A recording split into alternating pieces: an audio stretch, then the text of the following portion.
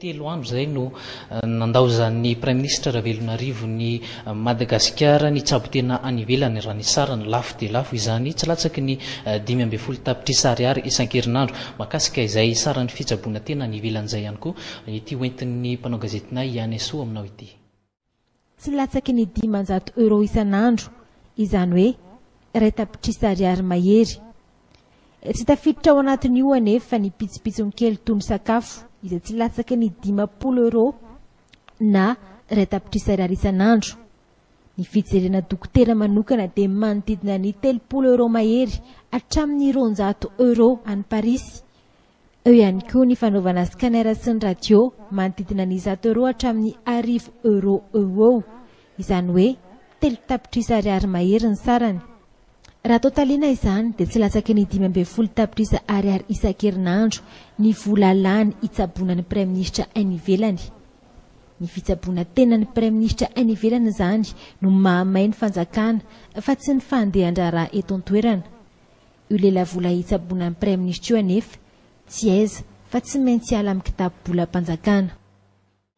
Ny Prime Ministre Ravelonarivo moa talohan'ny angano ho any ivelan'izay dia nandamafy ny amin'ny hoe tsy marary ny tenany izay resaka fitsaboana tena any ivelany izay. Ny olon-tsotra kosa dia manana ny heviny manoloana izay fitsaboana tena ataon'ny Prime Ministre Ravelonarivo any ivelan'izay manakihana izany fihetsiky ny filohan'ny gouvernemanta izany ankoatra ny fanaovana tsinotsinona ny mpitsabo malagasy dia fanambanina ny vahoaka malagasy izay mampiasa ireny hôpitaly-panjakana sy toeram-pitsaboana eto an-toerana ireny koa izany fihetsiky ny generaly Ravelonarivo izany toy izao ny hevitry ny olon-tsotra.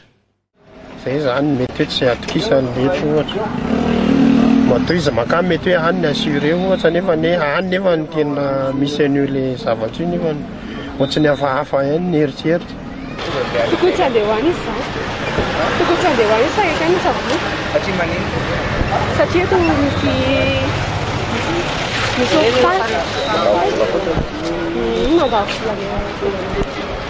amiko manokana zany hoe na raha reto izy dia nalefa any an-dafy lasa any an-dafy ay dia zay zany manamboninahitra anazy zay zany hoe olona ambony anazy fa ohatrany tsy mahatoky an'ilay tsika eto Madagasikara ve zany izy raha amiko manokana tsy mahatoky eto izy zany tsy mahatoky ny fitsaboana eto zay hoa tsy haiko hoe zay zany ny zavatra eritreretiny hoe zay fa tsy mety aminy zany le eto fa any ivelany mety ety aminy. Atao ahoana moa fa ny majinika koa nge tsy hanana fahefany vidy hoany dia tsy maintsy miaina amin'izay ety. Mazava be zany fa tsy mahatoky ny eto misy ny tany misy atsika zany izy matoa mandeha any nefa ny sarababem-bahoaka polisiela hoe manatona hôpitaly rehefa marary. Maninona izy lehibe indray no mandeha voaka ny ivelany tsabo tena nefa ny fahitako azy tamin'ny tele aloha tsy dia marary mafy alohan'ny voaka tany vaky izy mbola naresaka tsara teo amin'ny salon.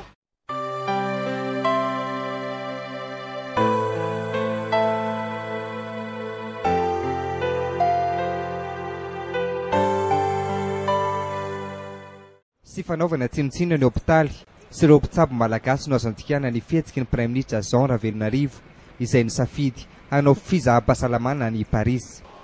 Eto Madagasikara nefa maro ireo hôpitaly sy manam-pahaizana manokana momba ny fitsaboana nivoaka teny amin'ny Université n'Antananarivo sy ireo université any ivelany afaka mandray an-tanana ny fahasalaman'ny filohan'ny gouvernemanta.